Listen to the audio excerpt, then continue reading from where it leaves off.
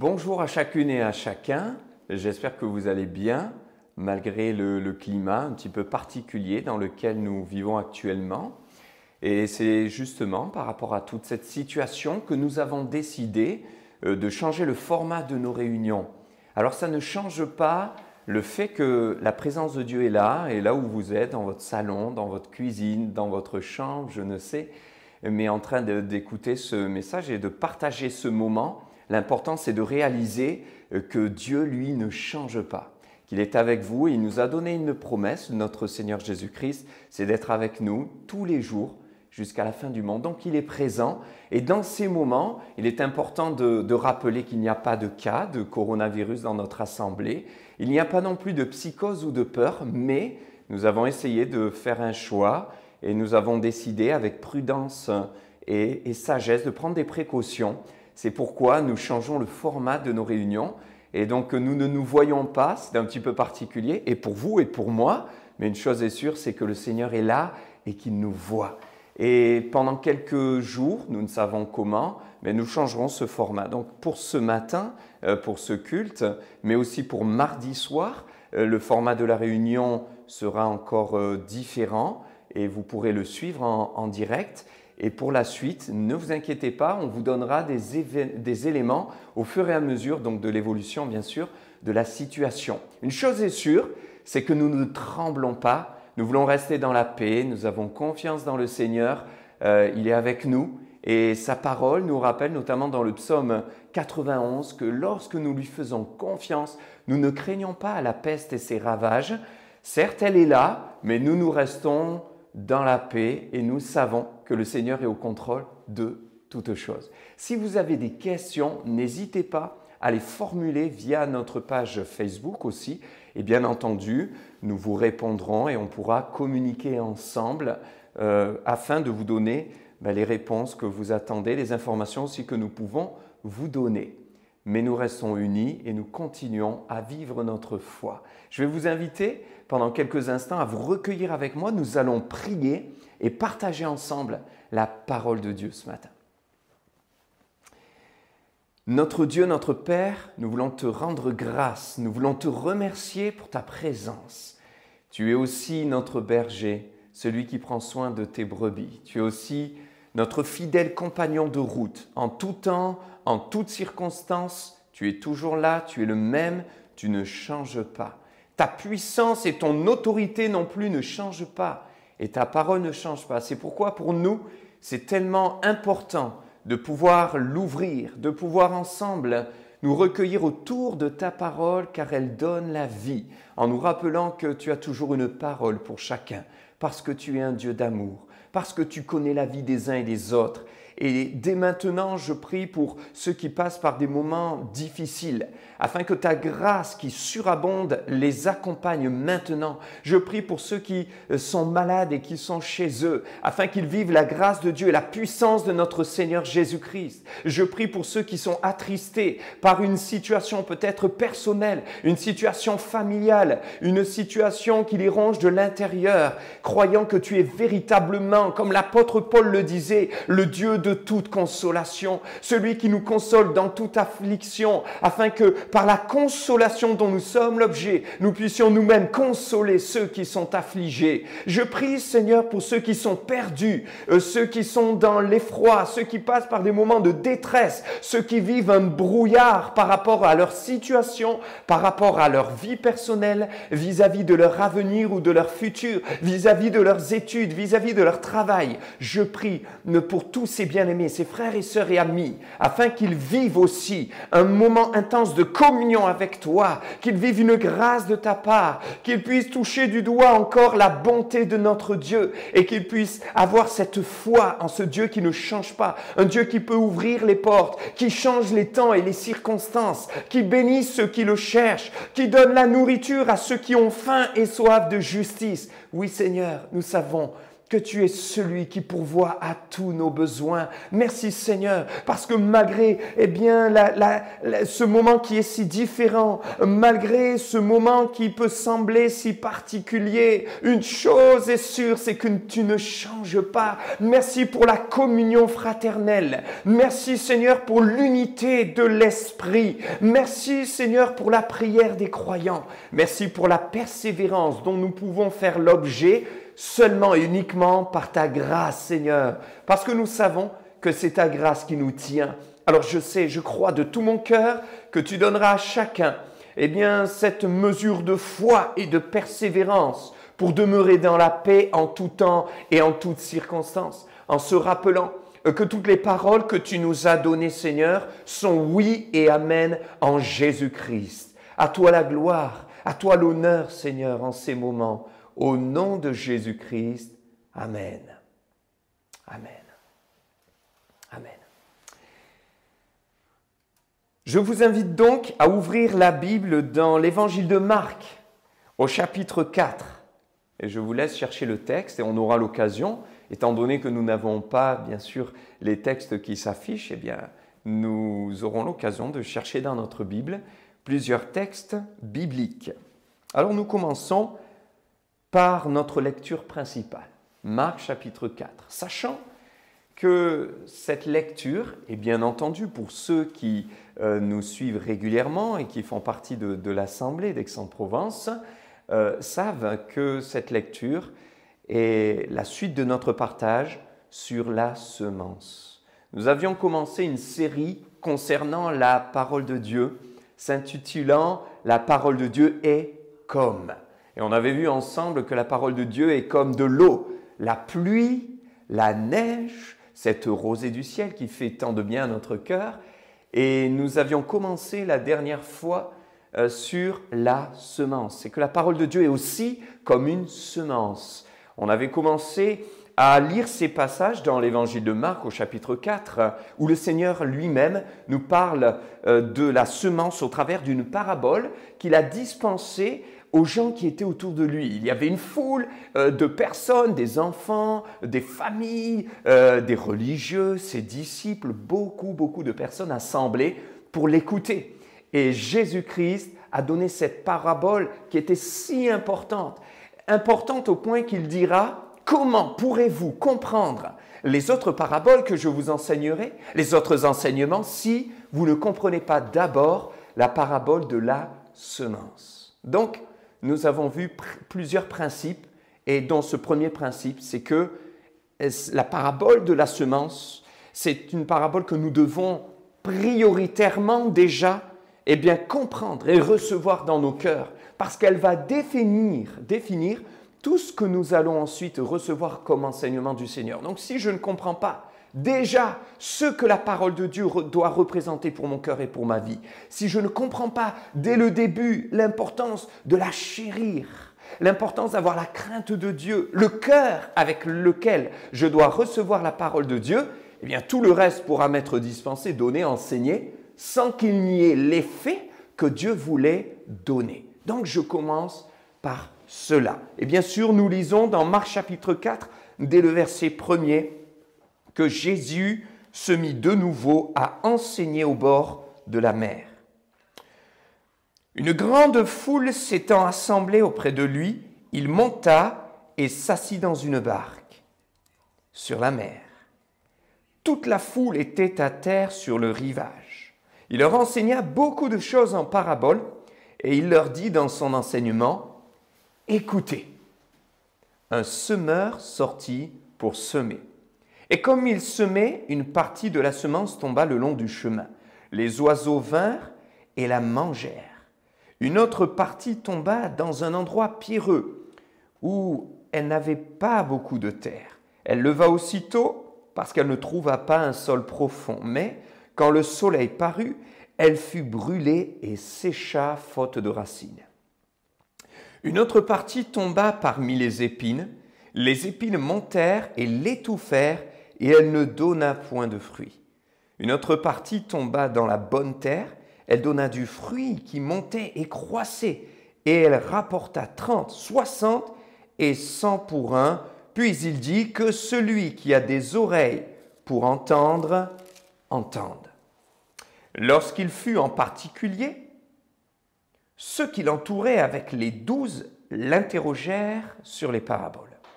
Et il leur dit, c'est à vous qu'a été donné le mystère du royaume de Dieu, mais pour ceux qui sont dehors, tout se passe en paraboles, afin qu'en voyant, ils voient et n'aperçoivent point, et qu'en entendant, ils entendent et ne comprennent point, de peur qu'ils ne se convertissent et que les péchés ne leur soient pardonnés. Alors bien sûr, cette parole un petit peu étrange, obscure, difficile à comprendre, on le verra plus tard dans l'enseignement que nous dispenserons. Donc Jésus leur dit encore, vous ne comprenez pas cette parabole? Comment donc comprendrez-vous toutes les paraboles? Le semeur sème la parole. Les uns sont le long du chemin où la parole est semée, et quand ils l'ont entendue, aussitôt Satan vient et enlève la parole qui a été semée en eux. Les autres, pareillement, reçoivent la semence dans les endroits pierreux, et quand ils entendent la parole, ils la reçoivent d'abord avec joie, mais ils n'ont pas de racine en eux-mêmes, ils manquent de persistance, et dès que survient une tribulation ou dès que survient une persécution à cause de la parole, ils y trouvent une occasion de chute. D'autres reçoivent la semence parmi les épines. Ce sont ceux qui entendent la parole, mais en qui les soucis du siècle, la séduction des richesses et l'invasion des autres convoitises étouffent la parole et la rendent infructueuse. D'autres reçoivent la semence dans la bonne terre. Ce sont ceux qui entendent la parole, la reçoivent et portent du fruit, 30, 60 et 100 pour un. Amen. On peut dire vraiment merci au Seigneur pour cette parabole et toutes les paraboles qu'il a dispensées. Elles sont pleines d'enseignements, elles sont riches, elles sont pour nous la source de la vie parce que Jésus est lui-même la parole faite chair, il est la parole vivante. On doit se rappeler de cela. Et il nous dira de lui-même que cette parole est comme une semence. C'est la semence qui tombe en terre, qui va porter du fruit. En tout cas, c'est le désir du Seigneur. Et nous sommes encore dès maintenant, là devant le Seigneur, en nous rappelant l'importance d'avoir un cœur ouvert, l'importance d'avoir un cœur tel une bonne terre qui va recevoir la semence afin qu'il y ait du fruit. Le but du Seigneur, c'est que nous portions du fruit. Et nous pouvons déjà nous poser la question, est-ce que nous portons du fruit? Mon frère, ma sœur, là où tu es, là où je suis, pose-toi la question, posons-nous la question, posez-vous la question du fruit que nous portons. Est-ce que nous portons du fruit dans notre famille? Est-ce que nous portons du fruit auprès de nos amis? Est-ce que nous portons du fruit dans notre milieu professionnel? Est-ce que nous portons du fruit dans notre milieu qui nous environne, autour de nous, nos amis, dans notre voisinage? Est-ce que je porte du fruit? Que disent les gens de moi? Que voient les gens lorsqu'ils me regardent? Est-ce que ma présence, mes paroles, ma manière de me comporter leur procure de la paix ou plutôt de la tristesse, de l'angoisse, du jugement, de la condamnation? Est-ce que mon attitude procure de la sérénité ou inversement, est-ce que au contraire ça sème la crainte?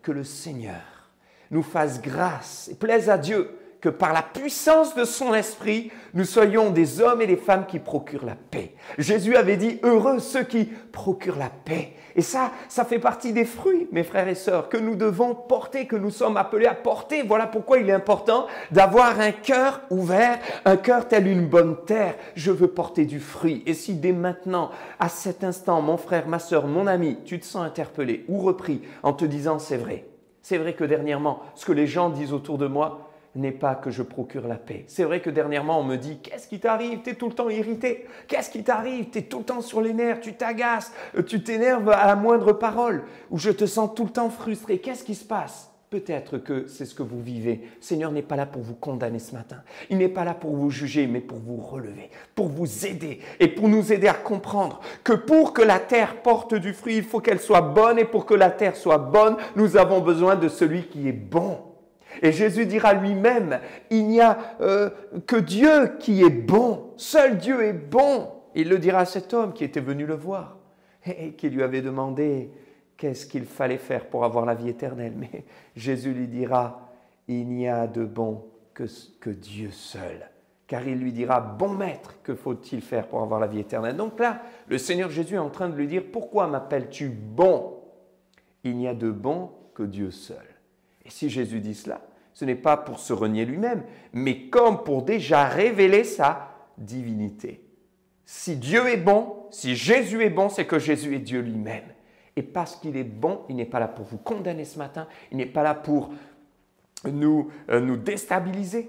Il n'est pas là pour nous accuser, car la parole nous dit que l'accusateur, c'est le diable, c'est notre ennemi, celui qui vient, qui accuse pour semer le trouble, pour culpabiliser, pour enfoncer, amener la mort, parce qu'il ne vient que pour égorger, détruire, dérober. Mais Jésus, lui, est bon et il est là pour nous relever. Donc ce matin, ou en cet instant, parce que je dis ce matin, mais peut-être que vous suivrez aussi ce culte et ce moment de partage de la parole de Dieu dans la journée, rappelez-vous de l'amour de Dieu, de sa bonté.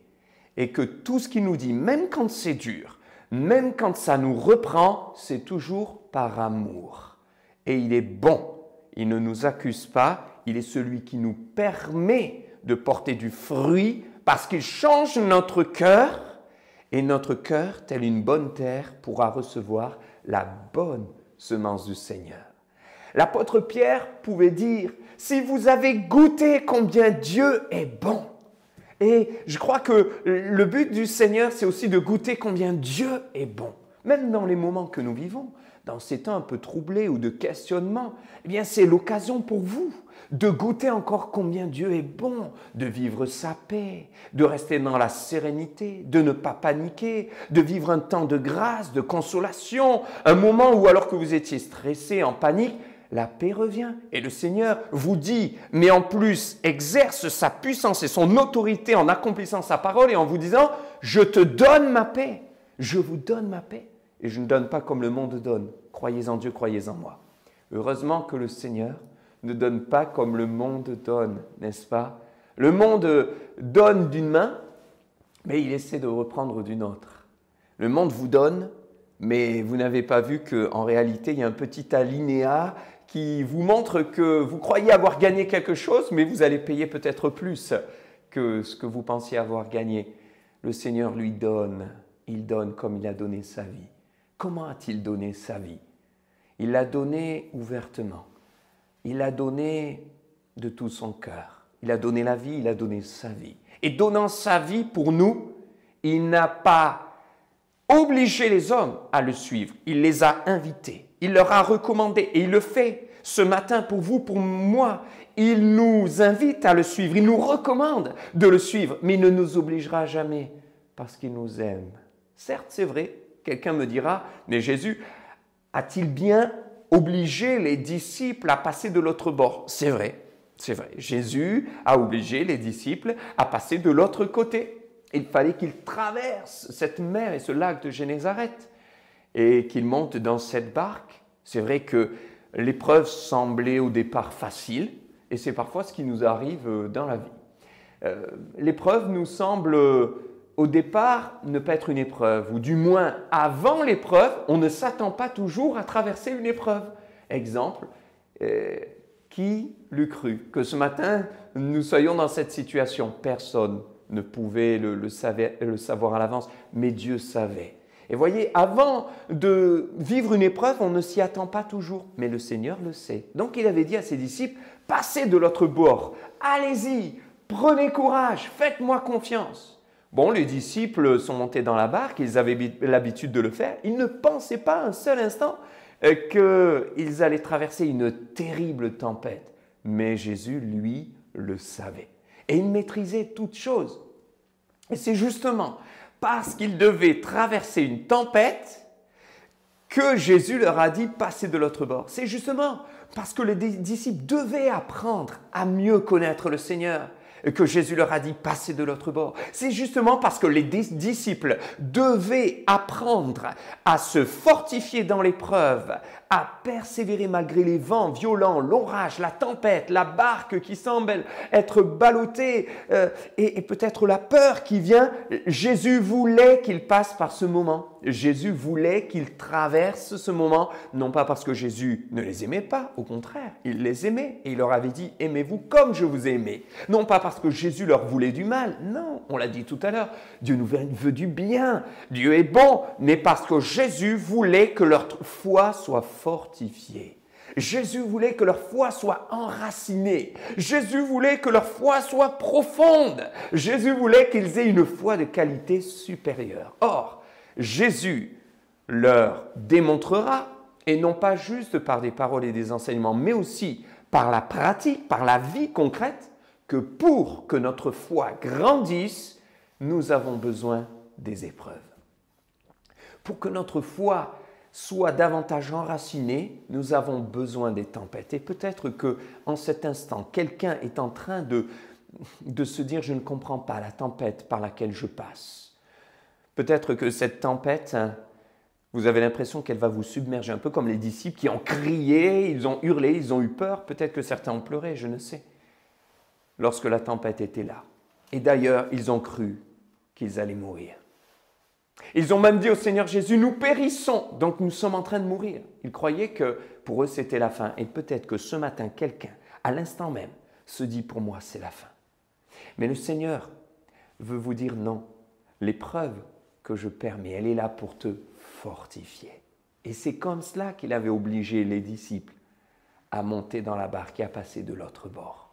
Ce n'était pas pour qu'ils se noient. Ce n'était pas pour qu'ils soient submergés, mais pour qu'ils ressortent plus forts. Vous savez, ce que nous vivons en ce moment n'est pas là pour nous noyer, n'est pas là pour nous submerger, n'est pas là pour nous déstabiliser. Dieu savait toutes choses, mais au travers de cela, Dieu, qui est celui qui change le mal en bien, qui change la malédiction en bénédiction, va fortifier votre foi. En lui faisant davantage confiance, votre foi va grandir. En s'attachant à lui, en recevant sa paix lorsqu'il dit « Je vous donne ma paix, et je ne donne pas comme le monde donne, croyez en Dieu, croyez en moi », votre foi va grandir, votre sérénité va grandir et notre maturité spirituelle va s'en faire ressentir. Dieu veut que nous soyons des hommes et des femmes matures, mes frères et sœurs, dans un monde d'immaturité matérielle, financière, de gestion, en termes de relations humaines, en termes de relations maritales.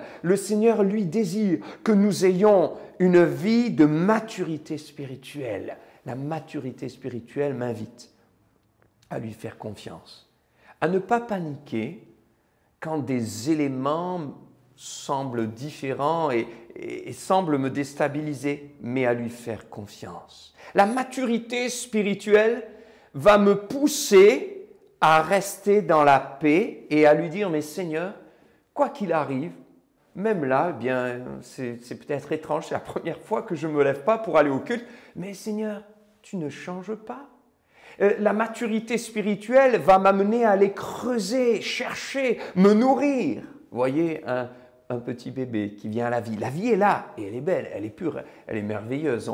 On est tous, et je pense qu'on a tous été à un moment donné ou un autre, émerveillés devant la vie de ces petits êtres qui viennent et qui sont si joufflus, si mignons, si fragiles, si purs. On a tous, il me semble, été émerveillés au moins une fois dans notre vie, au moins pour les nôtres. Et pourtant, le nourrisson est dépendant totalement de ses parents. Il ne peut pas se nourrir tout seul. Il n'a pas encore cette maturité. Et si donc il n'est pas nourri par ses parents, que se passe-t-il?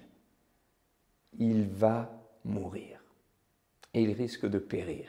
Il a donc besoin des autres. Et c'est vrai que lorsque nous démarrons dans notre foi, au début, on a besoin, etc., des uns des autres et de la communion fraternelle. La communion fraternelle, on en aura besoin toujours. Mais voyez la différence. Si un nourrisson ne peut pas lui-même prendre le biberon avec ses propres mains, il n'en a même pas la force pour le prendre, eh bien, je crois que quand on grandit, et quand il grandit, il serait étrange qu'à 10 ans, il attende encore qu'on lui mette la cuillère dans la bouche. C'est la même chose, mes frères et sœurs, pour nous. Je crois que la maturité spirituelle, c'est d'être capable d'aller aussi nous-mêmes chercher la nourriture spirituelle dans la parole, parce qu'elle est la bonne semence. Elle est celle qui va me nourrir. La maturité spirituelle, c'est de ne plus dépendre tout le temps des uns des autres. C'est ne plus de dépendre sans arrêt, sans cesse de tout ce qui se passe autour de moi. Ce n'est plus de dépendre sans cesse de mes rythmes routiniers habituels, mais c'est de me dire, même lorsque les vagues ballottent la barque et que la situation change, qu'elle est inhabituelle, Seigneur, tu me donnes une maturité spirituelle. Je continue à me nourrir et même je vais grandir en maturité spirituelle. Ma foi va grandir parce que je vais aller me nourrir. Où? Dans ta présence. Où? Dans ta parole. Comment? En te parlant, en t'écoutant, en développant ma relation avec toi et en veillant à ce que mon cœur soit comme une bonne terre. Comment? Eh bien, en allant lire ta parole pour la méditer, pour la creuser, pour l'approfondir. Parce que le semeur est sorti pour semer.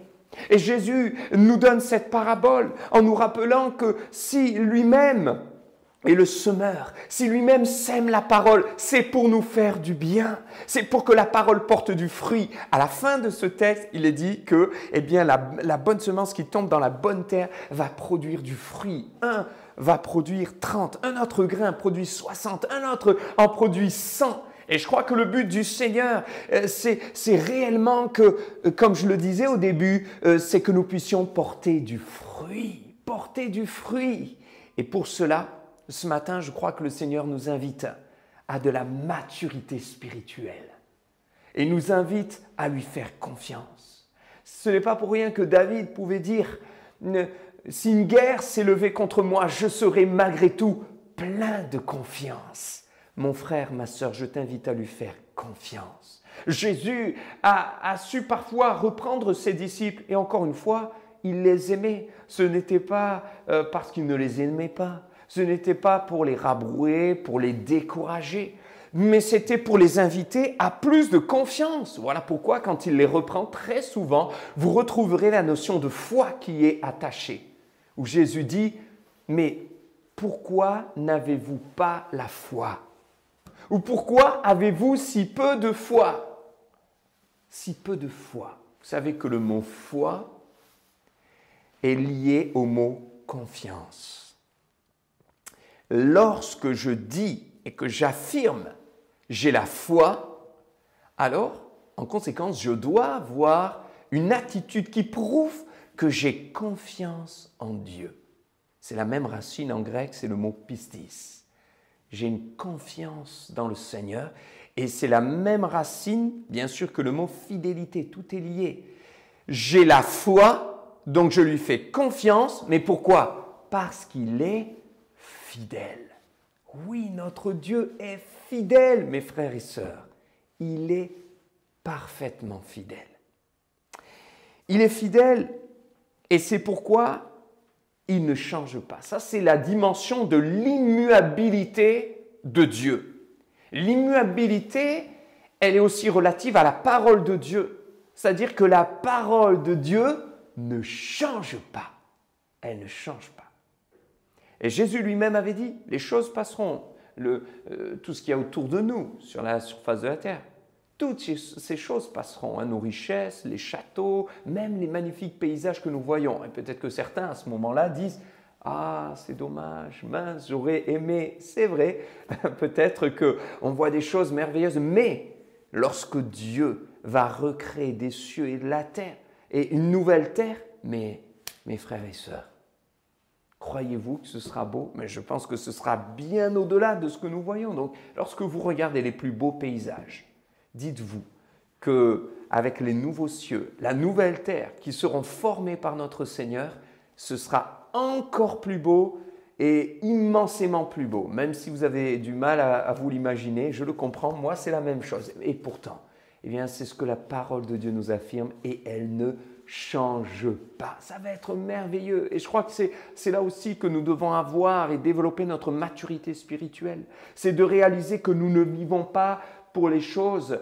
passagères. Toutes ces choses passeront, tout ce que nous voyons autour de nous. Mais sa parole ne change pas. Et si sa parole ne change pas, mais qu'elle subsiste à jamais et que pas un seul iota de sa parole ne passera, qu'elle ne s'est accomplie, alors nous devons avoir un regard sur l'espérance. Et vous savez, mes frères et sœurs, la maturité spirituelle, c'est aussi d'avoir un regard sur l'espérance. De ne pas détourner nos regards de l'espérance de la vie éternelle. Vous et moi, humainement, ici-bas, nous réalisons que tout ce que nous touchons, même peut-être si vous êtes très attaché à votre travail, mais ça passera et la vie passe si vite. Nous avons une bienheureuse espérance. La bienheureuse espérance des enfants de Dieu, des élus, de ceux qu'ils connaissent, de ceux qui ont dit oui à Jésus, de ceux qui lui appartiennent, de ceux qui lui ont demandé pardon pour leurs péchés, qui ont confessé leurs fautes et qui ont dit Jésus, viens et règne en moi, prends la place qui te revient, règne sur ma vie. Tous ceux qui ont cette espérance de dire Jésus vient bientôt, nous nous élèverons comme ce vieux cantique qui dit je m'envolerai, je m'envolerai. Et le Seigneur nous prendra avec lui en un instant, en un clin d'œil, au son de la trompette. Nous partirons. Voilà notre espérance. Et vous savez, ça peut arriver à tout moment. Il faut être prêt. Es-tu prêt, mon frère, ma sœur? Es-tu prêt, mon ami? Toi qui regardes ce message, tu n'es pas prêt? Prépare-toi. Prépare-toi à la rencontre de ton Dieu. Et si tu ne le rencontres pas parce que tu n'es pas pris, alors il y aura des choses terribles qui se passeront. Ce que nous vivons aujourd'hui sont des prémices des douleurs, des fléaux qui arriveront. Mais ceux qui appartiennent à Jésus et qui seront enlevés pour vivre la bienheureuse espérance des enfants de Dieu, ceux-là ne vivront pas les grandes tribulations des coupes de la colère à venir.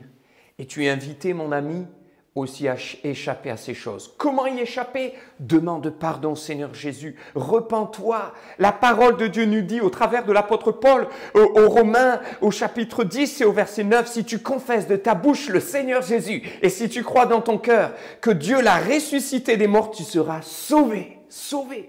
Sauvé pourquoi? Sauvé pour une espérance vivante. Une espérance vivante. La bienheureuse espérance. Mes amis, nous devons faire preuve de maturité. Tout ce qui nous entoure ne doit pas nous déstabiliser. Comme la mer qui pouvait essayer de déstabiliser la barque des disciples lorsque Jésus les a obligés à monter. Eh bien non, nous ne devons pas nous laisser déstabiliser. Nous avons une espérance. Cette espérance, c'est que non seulement Jésus vient pour nous enlever, donc enlever l'Église en un clin d'œil, en un instant, les chrétiens, les croyants authentiques, ceux qui lui appartiennent et qui ont la marque du sceau de Christ sur leur vie. Mais en plus, eh bien, le Seigneur nous dit que nous allons vivre des choses merveilleuses avec lui là-haut. Alors, qu'est-ce qui va se passer? On aura l'occasion, bien sûr, de le partager et on ne va pas le détailler ce matin parce que ce n'est pas encore le propos, mais quand même, on peut se rappeler qu'il y aura les noces de l'agneau.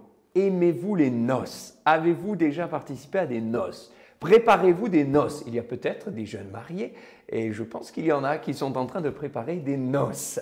Eh bien, je pense que ne serait-ce qu'en préparant les noces, vous vous réjouissez d'avance. Vous pensez au faire-part. Alors là, vous essayez. Qu'est-ce que tu choisis? Tu choisis ça, moi je choisis ça. Chacun a ses couleurs favorites. Alors, des fois, c'est difficile, il faut du temps parce qu'on n'a pas les mêmes avis. Et puis, quand on trouve un accord et que le faire-part convient à tout le monde, on n'a qu'une hâte, c'est de l'envoyer. Et ce faire-part, il annonce une date de joie, une date de réjouissance, une date de rencontre avec les amis de l'époux, les amis de l'épouse, les amis qui vont se rencontrer, une date formidable, un mariage qui va arriver. Cette date, elle est attendue dans le cœur des jeunes mariés. Et bien sûr, puisque je suis marié, je puis vous dire que je suis passé par l'étape de fiancé. Et quand on est fiancé, on attend cette date. On a hâte aussi. C'est beaucoup d'émotions. Et lorsque cette date approche, on n'a qu'une hâte, c'est la rencontre. Et pour l'épouse, la future épouse et le futur époux, eh bien, c'est de se rencontrer pour ne faire plus qu'un. Et lorsqu'ils ne feront plus qu'un, ils seront unis, ils seront ensemble. Il y aura une nouvelle entité qui va se former parce qu'ils deviendront un. C'est pourquoi on dira un couple. Ce couple, ils ne formeront plus qu'un. Et il y a cette rencontre tant attendue. Et vous savez, mes frères et sœurs, c'est cette rencontre aussi que nous attendons. Parce que Jésus nous appelle comment? Il nous appelle l'épouse. Qui? Nous tous qui faisons partie de son royaume, de son Église. L'Église, à la rencontre de Jésus-Christ, l'épouse, à la rencontre de l'époux, c'est formidable, c'est merveilleux. Essayez à un moment donné de fermer 5 secondes les yeux. On peut le faire, hein, spontanément. Quelques instants. Fermez vos yeux. Essayez de penser à la rencontre de Jésus-Christ. Essayez de penser à ce moment de rencontre, ce moment de joie. Ça va être formidable. La paix, la joie, le bonheur, plus de crainte, plus de douleur, plus de souffrance. Mes frères et sœurs, la maturité spirituelle, c'est aussi ça. C'est cette espérance. C'est de pouvoir réaliser que nous serons avec lui pour toujours, qu'il y a cette rencontre. Si je suis pressé, et si j'attends avec impatience et avec joie cette rencontre, cette date de la rencontre, même si je ne la connais pas, puisque le Seigneur Jésus a lui-même dit « Personne ne connaît ni l'heure ni le jour », donc je ne peux pas connaître la date de la rencontre. Le Seigneur connaît cette date. Mais si j'ai hâte de cette date, alors les préoccupations humaines de la vie terrestre, les préoccupations qui m'entourent, les soucis, les gens qui s'affolent, la panique, la psychose, la peur ne m'atteindront nullement. Je demeurerai dans la paix, dans la sérénité. Je ferai preuve de maturité spirituelle parce que j'aurai placé ma confiance en celui qui est fidèle. Alors il y a la rencontre, mais il y a aussi les noces de l'agneau, parce qu'une fois qu'il y a la rencontre, on n'attend qu'une chose, c'est de vivre le moment de la rencontre, vivre le mariage. Tout le monde s'est apprêté, tout le monde a de beaux vêtements, tout le monde est sur son 31, on dit. Pourquoi? Parce qu'on donne de la valeur à ce moment. On veut honorer les mariés, on veut honorer ceux qui sont présents, on veut honorer aussi ce moment. Nous montrons qu'il a de la valeur à nos yeux. Eh bien, voyez, ce moment sera merveilleux. Et moi, je me souviens combien de fois, en discutant lors d'un mariage, certains n'avaient qu'une hâte, voyant le buffet, voyant le vin d'honneur. Oh là là, j'ai hâte quand je vois les bons plats qui se sont préparés, quand nous voyons parfois ces traiteurs qui arrivent avec tous ces mets délicieux. On voit déjà tous les yeux qui se tournent et parfois on a hâte que ça commence, que le buffet commence. La parole de Dieu nous parle des noces de l'agneau. Les noces de l'agneau. Imaginez le plus beau buffet du plus grand traiteur de la terre entière. Eh bien, ce n'est rien et ce sera toujours infiniment moins bon que ce que Dieu nous a préparé, est en train de nous préparer, ce que le Seigneur Jésus est en train de nous préparer. C'est sûr. Humainement, on a du mal à se l'imaginer, mais c'est ce que le Seigneur nous prépare. Il est en train de nous préparer des noces merveilleuses. Il est en train de nous préparer une place, parce que là, c'est aussi quelque chose. Lors des noces, les gens se posent la question « Où est-ce que je vais être assis ?» Et d'ailleurs, les mariés réfléchissent lorsqu'ils préparent leur mariage. Tiens, on met qui à côté de qui, quelle table, quelle déco, quel nom de table, etc. Ils travaillent à cela. Pourquoi ils prennent tant de temps? Pourquoi prennent-ils tant d'attention à cela? Pourquoi? Tout simplement parce qu'ils aiment leurs invités, parce qu'ils désirent que ce moment des noces soit le plus beau moment, le mieux réussi possible. Alors ils prennent le temps et ils essaient de faire au mieux. Alors imaginez que ce soit le Seigneur Jésus-Christ, qui est lui-même notre Seigneur, notre Sauveur, notre Rédempteur, notre Libérateur, celui qui nous a aimés, le premier, qui nous aime d'un amour merveilleux, extraordinaire, éternel. Dieu dira « Je t'aime d'un amour éternel » et qui en plus est parfait car il n'y a en lui aucune tâche, aucun défaut, aucun manquement, aucune erreur. Dieu est parfait. Dieu est lumière, Dieu est amour, Dieu est justice. Imaginez, c'est lui qui prépare votre place.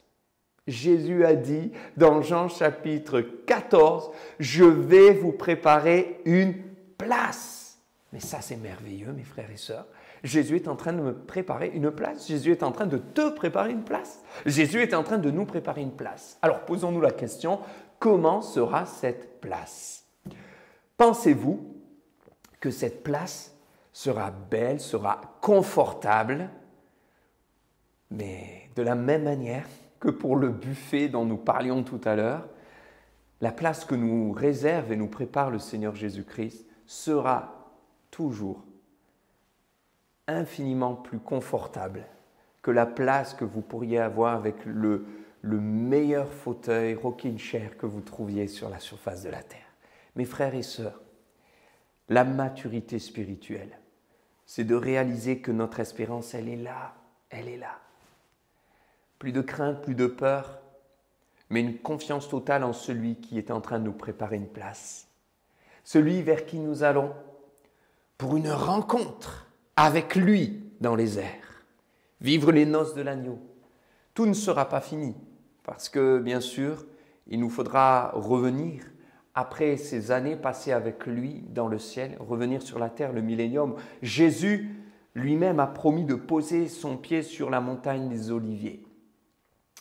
Mais la parole de Dieu nous dit, et le Seigneur nous a affirmé, que nous régnerons pour toujours avec lui. Nous n'avons donc pas à craindre, nous n'avons donc pas à être dans la peur, mais à nous rappeler que si le semeur est sorti pour semer, c'est pour que cette parole de Dieu merveilleuse tombe dans une bonne terre et que nous puissions vivre ce qu'il avait prévu pour nous. Dieu avait prévu et Dieu a prévu et Dieu est en train de prévoir des choses extraordinaires, des choses exceptionnelles. Mais pour nous, il est important de pouvoir vraiment lui faire confiance en tout temps et en toutes circonstances. Certains me diront peut-être, mais pasteur, quel est le rapport avec le fond de la parabole du semeur? Mais mes frères et sœurs, la parabole du semeur nous parle de confiance. Or, bien sûr, il y a beaucoup de points à développer, on aura l'occasion de continuer, mais la parabole de la semence, c'est la parabole de la confiance. Pourquoi? Eh bien parce que si un semeur sort pour semer, c'est qu'il croit et qu'il a confiance. Il croit que sa semence pourra porter du fruit. Et quand Dieu investit, dispense sa parole, délivre sa parole, quand Dieu a inspiré des hommes par le Saint-Esprit pour qu'ils écrivent ces écritures-là, c'est qu'il croyait lui-même était la source de cette confiance qui est déposée et répandue dans nos cœurs. Il croyait que cette semence porterait du fruit. Il savait que si nous avions un cœur tel une bonne terre, nous la recevrions et nous pourrions porter du fruit. Du fruit, pourquoi? Pas pour que ça meure, que ça passe, que ça disparaisse, mais du fruit pour la vie éternelle. L'espérance, l'espérance. Donc le fruit qui est porté dans la bonne terre à la fin, c'est un fruit qui est appelé à pousser, qui est appelé non pas à disparaître et à s'étouffer comme un des terrains qui est décrit dans cette parabole, où les soucis étouffent la semence. Et alors qu'elle avait commencé à pousser, à germer, eh bien la semence va finir par mourir. Mais justement, la semence de celui qui lui fait confiance ne mourra pas. C'est pour ça que vous êtes éternels, vous qui croyez en Jésus. Nous sommes éternels. Oui, nous sommes éternels. Dans le sens où, désormais, nous savons que même la mort ne nous séparera pas du Seigneur et ne nous engloutira pas. L'apôtre Paul pouvait dire dans cette lettre merveilleuse aux Romains au chapitre 8 qu'il sait et qu'il a l'assurance, il avait cette assurance et il disait oui j'ai l'assurance que ni la mort, ni la vie, ni les puissances, ni les dominations, ni les anges, ni les hauteurs, ni la profondeur, ni aucune autre créature ne nous séparera, ne me séparera de l'amour de Dieu manifesté en Jésus-Christ notre Sauveur. Il pouvait l'affirmer, il croyait, il avait confiance. Une confiance qui l'a mené à voir au-delà de ce qu'il pouvait voir humainement, au-delà du visible, au-delà du physique, au-delà de l'humain, au-delà du passager. Une confiance éternelle. Même la mort ne me séparera pas du Seigneur. Même la mort ne m'engloutira pas. Et si je dois passer par la mort physique, ce n'est qu'un passage. J'irai vers mon Seigneur. Il me reprend et je serai avec lui pour toujours. Je ne mourrai pas, je suis éternel.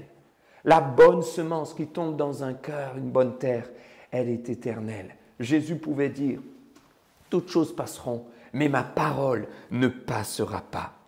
C'est dans l'évangile de Matthieu, au chapitre 24, au verset 35, que nous pouvons retrouver ces paroles que je vous lis maintenant, mais que vous pouvez prendre avec moi.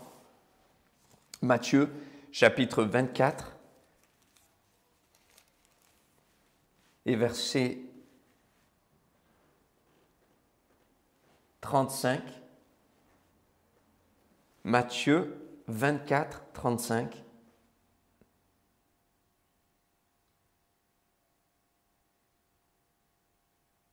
Le ciel et la terre passeront, mais mes paroles ne passeront point. Amen. Quelle parole! Si vous y réfléchissez quelques instants, si vous vous arrêtez quelques secondes, n'êtes-vous pas interpellé par le fait que Jésus choisit lui-même la terre et le ciel? Il aurait pu dire vos maisons passeront. Il aurait pu dire les animaux que vous voyez passeront. Mais il dit la terre et les cieux. Pourquoi? Eh bien, lorsque nous regardons la terre et les cieux, nous pouvons affirmer avec certitude qu'ils étaient là bien avant nous. Nous pouvons aussi réaliser que imaginer que le ciel passe, c'est quelque chose de difficile pour un être humain. Il y en a qui se disent, peut-être que le ciel, voilà, l'univers, comme tel qu'il est, tel que je le vois moi dans mon monde, sera toujours. Peut-être que la terre sur laquelle je vis, elle sera toujours. Et le Seigneur prend la terre et le ciel pour nous montrer que si il dit que la terre et les cieux passeront, à combien plus forte raison déjà tout ce qui est autour de nous, tout ce qui nous entoure, nos vêtements, nos habits, nos richesses, notre matériel, toutes ces choses passeront. Et Jésus le compare avec sa parole. Il dit, ma parole, elle ne passera pas. Imaginez, voyez, remarquez la différence entre sa parole qui ne passera pas et les cieux et la terre qui semblent, pour certains êtres humains, impossibles à passer. Eh bien, Jésus dit pourtant il y a un immense fossé. Donc, il y a un immense fossé entre ce qui peut sembler à l'être humain impossible de passer et sa parole qui, elle, ne passera jamais. C'est comme pour accentuer, affirmer la puissance, l'éternité de sa parole. Sa parole ne passera pas. Et si on lit les versets qui précèdent, je pense qu'on ne peut être qu'interpellé par rapport aux situations, aux événements que l'on vit. Au verset 29, Jésus dit qu'il y aura des jours de détresse et juste après les jours de détresse, le soleil s'obscurcira, la lune ne donnera plus sa lumière, les étoiles tomberont du ciel, les puissances des cieux seront ébranlées. Alors, le signe du Fils de l'homme paraîtra dans le ciel. Toutes les tribus de la terre se lamenteront et elles verront le Fils de l'homme venant sur les nuées du ciel avec puissance et une grande gloire. Il verra ses anges avec la trompette retentissante et ils rassembleront ses élus des quatre vents depuis une extrémité des cieux jusqu'à l'autre. Instruisez-vous par une comparaison tirée du figuier. Dès que ses branches deviennent tendres et que les feuilles poussent, vous connaissez que l'été est proche. De même, quand vous verrez toutes ces choses, sachez que le Fils de l'homme est proche, il est à la porte. Je vous le dis en vérité, cette génération ne passera point que tout cela n'arrive. Le ciel et la terre passeront, mais mes paroles ne passeront point. Amen.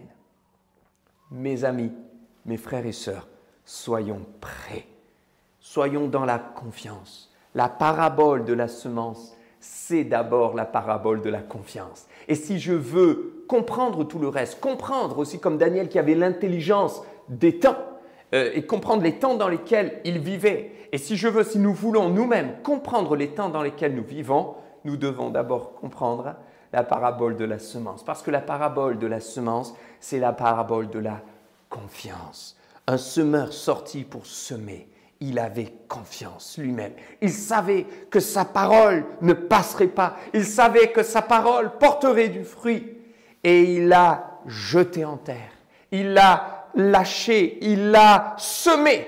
Et de la même manière, Christ, le grain parfait tombé en terre, est mort à la croix. Et si le grain de blé ne tombe en terre et le meurt, il ne porte pas de fruits. Mais Jésus-Christ est venu sur la terre. Il a donné sa vie. Il est mort pour nous. Le grain de blé est mort. Mais lorsqu'il est mort, c'était pour donner la vie. Et la mort de Christ nous a donné la vie. Nous pouvons lui faire confiance. Alors Christ est devenu notre chef parce que nous lui avons donné notre vie et notre cœur. Nous marchons avec lui, nous lui faisons confiance. Et le Seigneur marche devant nous. Il vient bientôt. Il vient bientôt nous chercher. Nous serons avec lui. Le temps est proche. Un semeur sorti pour semer. La parabole de la semence est la parabole de la confiance. Un semeur qui fait confiance. Un semeur qui sème. Un semeur qui sait que la parole portera du fruit. Et je crois de tout mon cœur, mes frères et sœurs, que quelle que soit la forme de ce moment, la forme de la prédication, elle ne change pas cette parole de Dieu et elle portera de même son fruit. Voyez l'image? La parole, telle cette graine qui tombe. Et je vais terminer le message sur cela.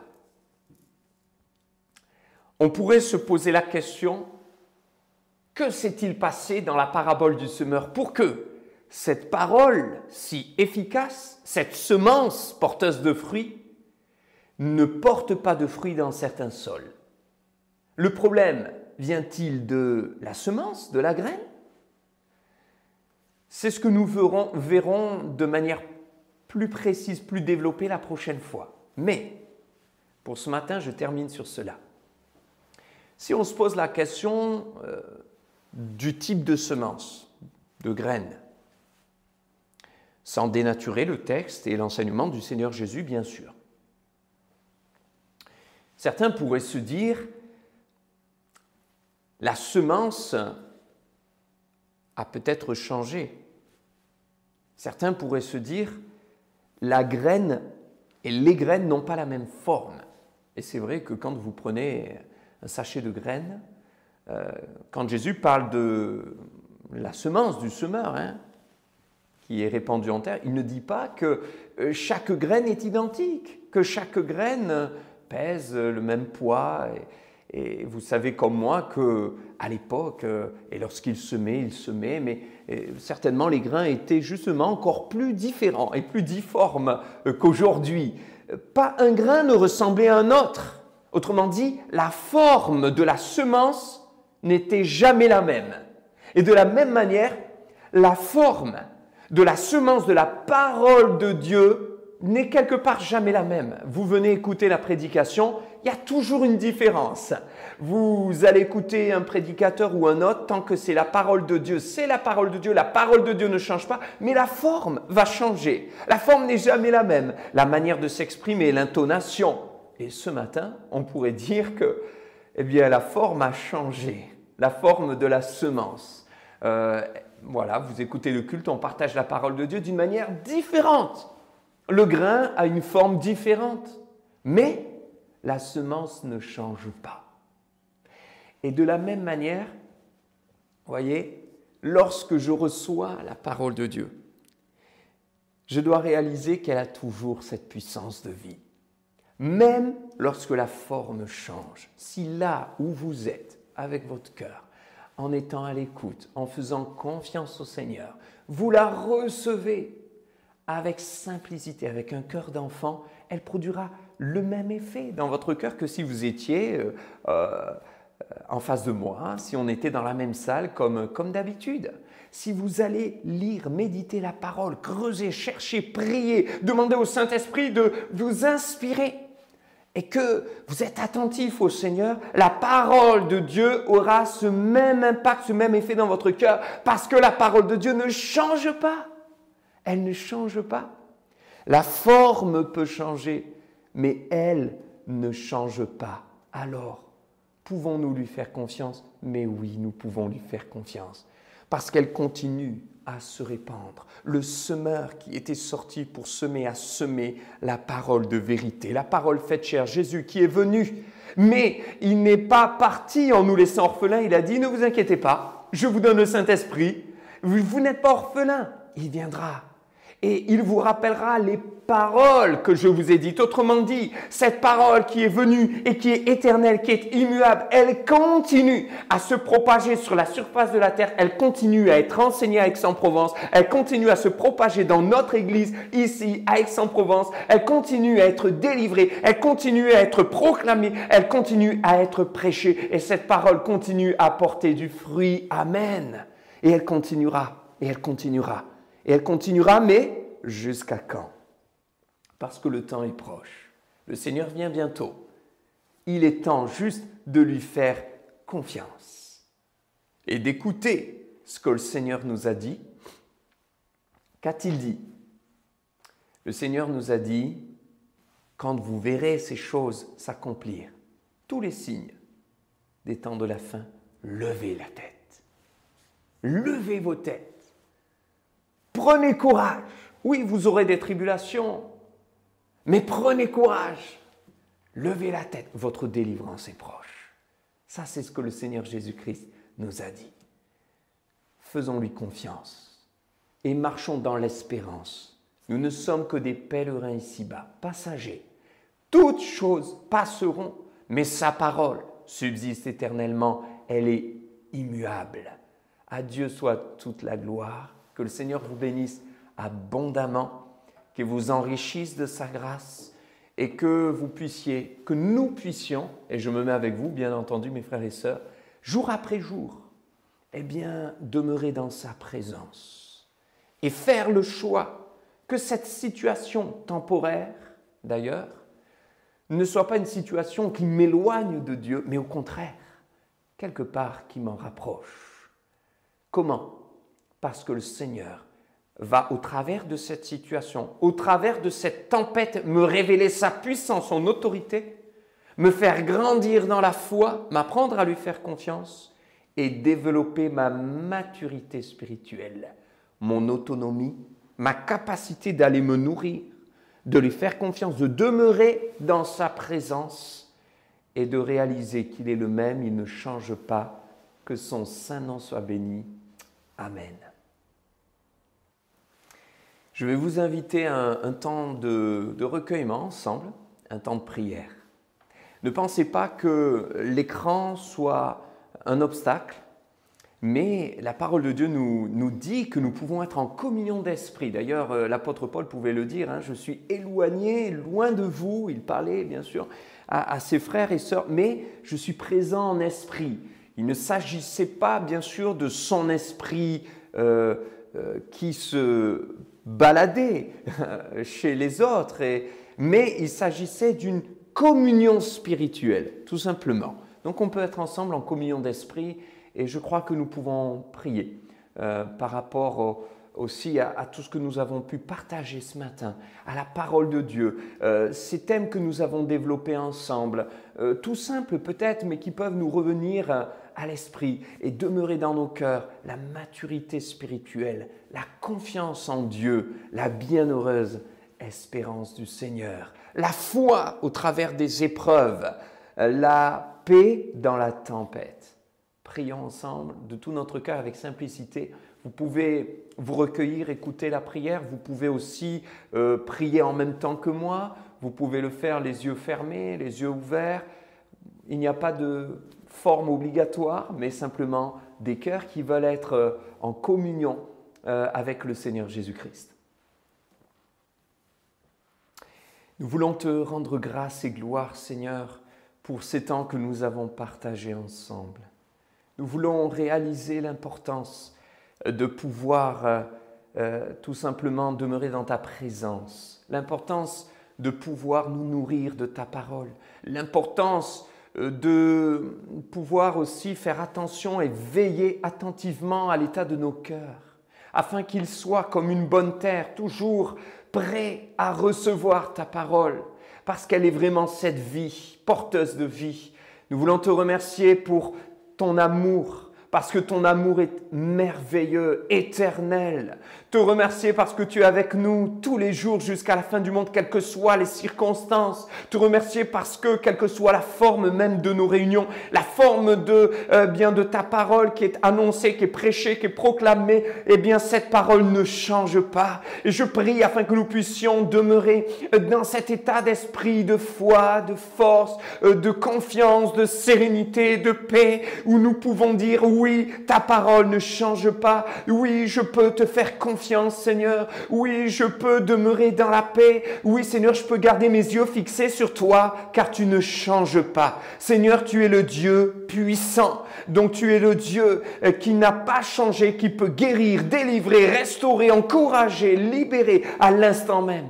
Tous ceux qui sont peut-être pris dans leurs angoisses, tous ceux qui sont pris peut-être aussi dans leur attitude, leur comportement, se disant « Seigneur, je suis enfermé, je ne porte pas du fruit. » Je prie afin qu'au travers de ce message, nous ayons pu prendre conscience les uns les autres de l'importance de porter du fruit, l'importance de demeurer près de toi, attachés au cep, car nous ne sommes que les sarments. Et si nous ne sommes pas attachés au cep, nous perdons notre vie, nous perdons notre efficacité et nous perdons la capacité de porter du fruit. Merci Seigneur parce que tu nous parles. Merci Seigneur parce que tu ne changes pas. Merci Seigneur pour ta bonté qui durera toujours, ta bonté qui s'élève jusqu'aux cieux. Ce n'est pas pour rien que ton serviteur, le psalmiste, pouvait dire: autant les cieux sont élevés au-dessus de la terre, autant ta bonté est grande pour ceux qui te craignent.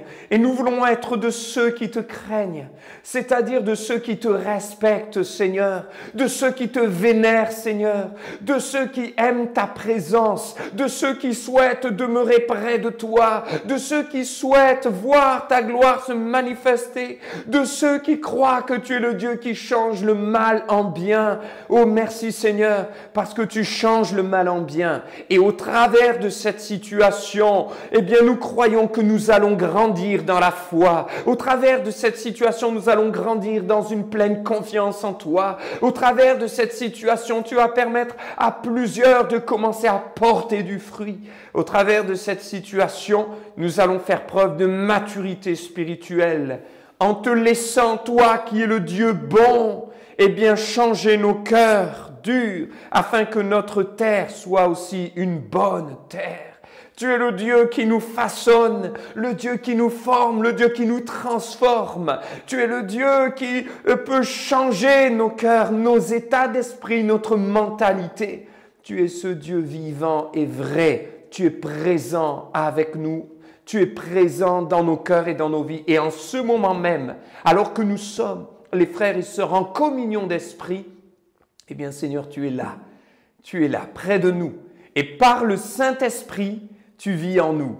Par le Saint-Esprit qui vit en nous, nous pouvons dire que nous sommes une habitation de Dieu en esprit, et que notre corps en est le temple. Et ça, c'est une grâce et une faveur que tu nous fais, Seigneur. Nous voulons donc prendre courage et vraiment serrer dans notre cœur ta parole, afin de ne pas pécher contre toi, en nous rappelant que ta bonne semence, eh bien, c'est le message aussi de la confiance. Et que nous voulons, Seigneur, marcher dans l'obéissance. Merci, Seigneur, pour ta paix qui remplit le cœur de mes frères et sœurs. Merci de nous conduire les uns les autres. Merci, Seigneur, de nous donner de la sagesse, du discernement, afin de bien comprendre tes plans pour nos cœurs, pour nos vies, pour notre Église. Merci, Seigneur, de nous donner aussi de rester dans l'humilité, de ne jamais juger notre voisin, nos voisins, les autres églises, les autres choix, ou notre propre choix, de demeurer dans cette humilité qui nous permet de garder aussi et de conserver l'unité de l'esprit par le lien de la paix. Et nous savons que c'est ce que tu nous as recommandé et donné. Tu nous as fait cette grâce d'être dans l'unité. Et aujourd'hui, avec les moyens que nous avons, nous réalisons que ces moyens et ces outils technologiques nous permettent les uns les autres de pouvoir partager ces moments. C'est une grâce, une faveur. Alors Seigneur, aide-nous à conserver l'unité de l'esprit par le lien de la paix, à être ensemble, cœur à cœur, à prier les uns pour les autres, à redoubler d'efforts et finalement à voir ta gloire se manifester. Oui, tu es le Dieu qui change le mal en bien, Seigneur. Nous le chantons, nous le croyons, nous avons ce cantique qui dit « Tu changes le mal en bien, tu changes le désert en Éden ». Mais nous croyons que c'est vrai, c'est la vérité, Seigneur. Et je crois de tout mon cœur qu'à l'instant même, en cet instant, alors que plusieurs de mes frères et sœurs sont sur leur canapé, dans leur salon ou dans leur cuisine, dans leur chambre, Seigneur, eh bien je crois que tu peux changer le mal en bien. Et si certains vivent des situations douloureuses, tu changes le mal en bien, tu les encourages là où ils sont, tu leur donnes une journée bénie, radieuse, joyeuse. Tu mets la paix là où il y a la crainte, tu changes le mal en bien, notre Dieu est bon et nous voulons te faire confiance, Seigneur. Merci aussi de nous aider à garder nos yeux sur l'espérance. Tu viens bientôt, le jour est proche, tu es à la porte. Aide-nous à veiller et à prier. À veiller attentivement d'abord sur nos âmes, comme tu l'as répété au travers de ton serviteur Moïse dans le livre du Deutéronome, mais je crois que c'est valable aussi pour nous, Seigneur. Nous voulons veiller attentivement sur nos cœurs et sur nos âmes. Et nous voulons veiller attentivement les uns sur les autres, en priant les uns pour les autres, en nous aimant les uns les autres. Et quelque part, en nous serrant les coudes, en redoublant d'efforts dans ces moments-là, d'efforts dans le bon sens, c'est-à-dire spirituel. Pour aller de l'avant, pour persévérer, pour être tenace, pugnace, pour ne pas abandonner le chemin de l'évangélisation, pour ne pas abandonner notre mission de briller comme des lumières là où tu nous as placés, afin que d'autres soient sauvés. Alors je crois que oui, tu peux changer le mal en bien, même dans cette situation, afin que les gens voient Jésus-Christ, afin que les gens voient Jésus-Christ en nous, au travers de nous, afin que les gens voient la lumière briller. Et Seigneur, tu nous l'as dit toi-même, c'est un commandement, une recommandation, que les hommes autour de vous voient votre lumière briller, que votre lumière luise ainsi, afin que les hommes le voient et glorifient le Père. Merci Seigneur, parce que tu vas changer le mal en bien. Tu es à la porte, nos yeux sont sur l'espérance. Nous ne perdons pas la joie de notre salut, la joie de l'espérance, au contraire. Aide-nous, Seigneur, à nous réjouir de ces noces de l'agneau qui arrivent, à nous réjouir à l'avance de cette rencontre avec toi. Aide-nous, Seigneur, à préparer ce jour que nous ne connaissons pas. Aide-nous, Seigneur, à réaliser que toutes les choses ici-bas passeront, mais que ta parole, elle, ne passera pas. Elle subsiste éternellement et à jamais la même. Merci, Seigneur, pour ton amour. Merci pour ton Église d'Aix-en-Provence, pour mes frères et sœurs, pour leur écoute, leur soutien, pour ce partage. Merci, mon Dieu, pour les moyens que tu nous as donnés. Merci, Seigneur, pour mon frère Patrick qui est ici avec moi et qui nous permet d'avoir ce culte en direct ensemble avec mes frères et sœurs. Merci pour sa famille. Merci de bénir Martine là où elle est, Seigneur. Tu l'as bénie, Seigneur, dans ce qu'elle va vivre cette semaine, cette opération. Devant toi, Seigneur, nous prions tous ensemble avec les frères et sœurs qui entendent ce message. Nous te demandons de la bénir. Elle a cette opération du pied. Eh bien, nous croyons que tu vas conduire toutes choses. Je veux te prier aussi pour mon frère Giancarlo, là où il est. Seigneur, ta main est sur sa vie et tu bénis Estelle. Oui, tu es le Dieu qui change le mal en bien aussi dans leur vie, dans leur situation. Je veux t'apporter, Seigneur, notre sœur Laurence, notre frère Philippe. Je veux t'apporter notre sœur Carmen aussi, Seigneur. Nous prions pour elle. Nous prions, Seigneur, pour la famille Patalano et Martin, Seigneur, afin que ta paix, ta consolation soit sur leur cœur, leur vie, Seigneur, dans ces moments de deuil. Nous prions, Seigneur, pour notre frère Francis Pamphylie. Tu es le Dieu qui délivre, le Dieu qui guérit, le Dieu qui relève.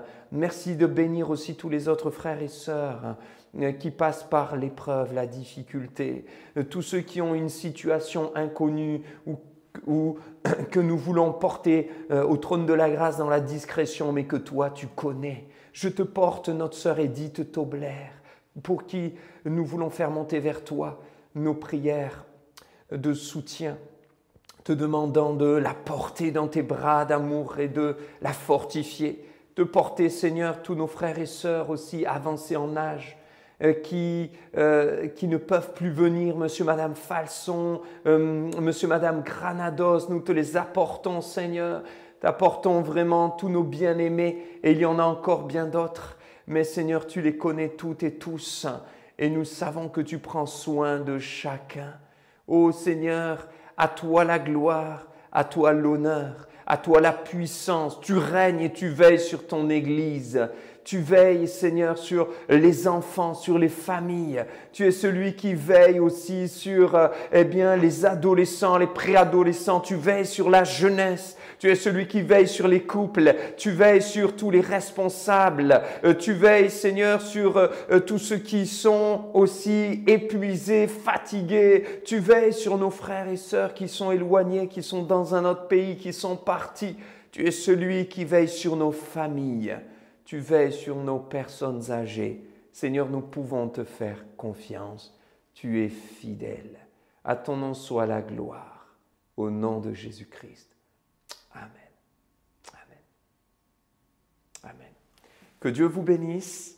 Et je vous dis à mardi soir pour notre rendez-vous. Et nous vous donnerons des informations au fur et à mesure de l'évolution aussi de la situation. N'oubliez pas de continuer à nous suivre sur notre page Facebook. Que Dieu vous bénisse abondamment. À bientôt.